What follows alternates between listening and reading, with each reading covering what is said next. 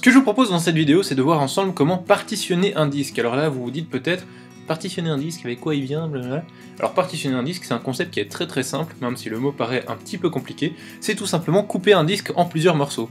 Donc par exemple ici, vous voyez que j'ai un disque de 250 Go, et bien je pourrais créer deux parties de 100 Go plus une troisième de 50 Go, et lorsque je brancherai mon disque dur externe, et bien il affichera donc 3 disques. Alors à quoi ça sert de partitionner un disque? Eh bien ça peut être très utile par exemple pour installer Windows sur une partie. Je pourrais créer une partie de 100 Go pour installer Windows dessus. Je pourrais créer une deuxième partie de 100 Go pour faire des backups avec Time Machine, etc. Je pourrais également faire une partie de 10 Go par exemple pour faire un installateur d'OS X. Et enfin le reste j'utilise pour mettre des fichiers. Donc voilà, partitionner un disque ça peut être très intéressant et ça peut être même parfois obligatoire. Donc comment est-ce qu'on fait pour partitionner un disque? La première chose, bien sûr, il faut avoir un disque. Alors quand je parle de disque, ça peut être un disque dur externe, mais aussi une clé USB, une carte mémoire, n'importe quoi qui permet de stocker des fichiers.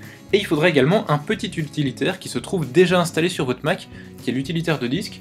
Pour le trouver, vous allez dans le Finder, dans le dossier application, vous avez un petit dossier utilitaire dans lequel on retrouve l'utilitaire de disque juste là. On peut également bien sûr le trouver avec le Spotlight ou le Launchpad. Voilà, donc l'utilitaire de disque, ça se présente comme ça. Vous voyez ici qu'on a un petit menu avec tous les disques qui sont connectés à notre Mac, en l'occurrence mon disque dur de 250 Go, et vous voyez qu'on a à chaque fois deux parties. En fait, la partie du dessus, c'est le disque réel, et la partie du dessous, c'est le disque utilisable. C'est-à-dire que vous avez un peu moins d'espace sur le disque utilisable, parce qu'il y a quelques petits fichiers à stocker, et cette partie utilisable, eh bien en fait, c'est déjà une partition. Alors maintenant ce que j'aimerais faire c'est couper mon disque en deux, une partie de 200 Go et une partie de 50. Pour ça je vais dans la partie du dessus juste là, on va dans le menu partitionner, et j'ai deux possibilités. La première c'est d'utiliser des schémas de partition, j'y reviendrai juste après, et la deuxième c'est de jouer avec les petits boutons plus et moins pour ajouter ou supprimer une partition.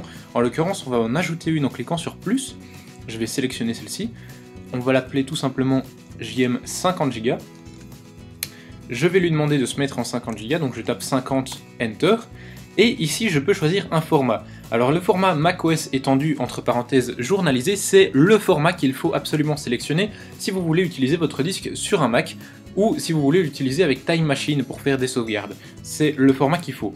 A savoir que ce format n'est pas reconnu par Windows, donc si vous mettez un format macOS étendu journalisé, vous ne pourrez pas utiliser votre disque sur un ordinateur Windows.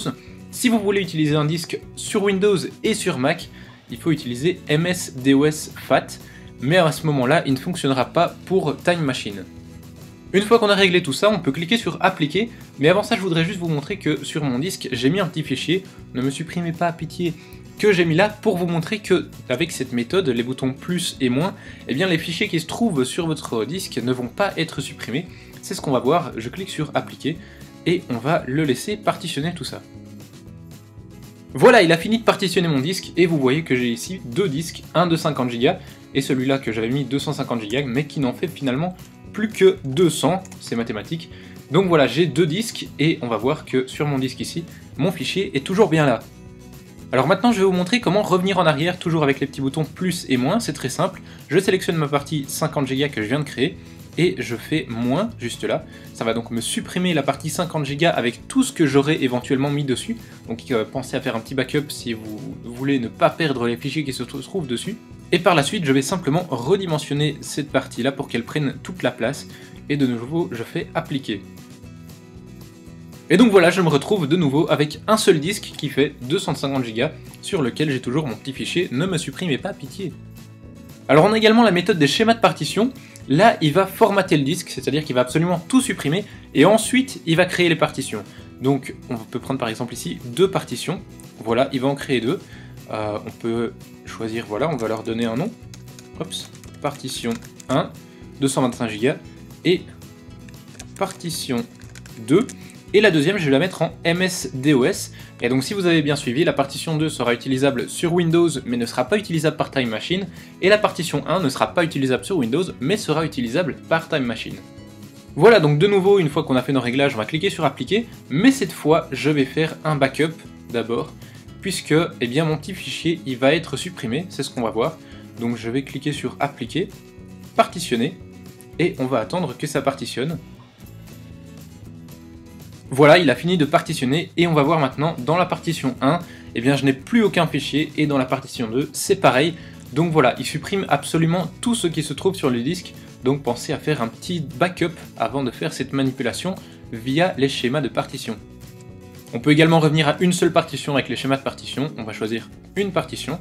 Je vais l'appeler JM 250 Go et je fais appliquer. Et je vais donc revenir au tout début de cette vidéo. Voilà donc comment créer et gérer des partitions sur un disque. Pour info, le disque que j'ai utilisé pour cette vidéo, il a été resté branché pendant toute la vidéo, donc on joue pas avec le débranchage, rebranchage, mais c'est vraiment uniquement logiciel. Donc voilà, j'espère que ça vous aura plu, j'espère que ça va peut-être vous être utile. Si vous avez des questions, n'hésitez pas à laisser un petit commentaire, et puis vous retrouvez bien sûr ce fond d'écran 5K dans la description de la vidéo. Moi je vous dis à très bientôt, salut à tous.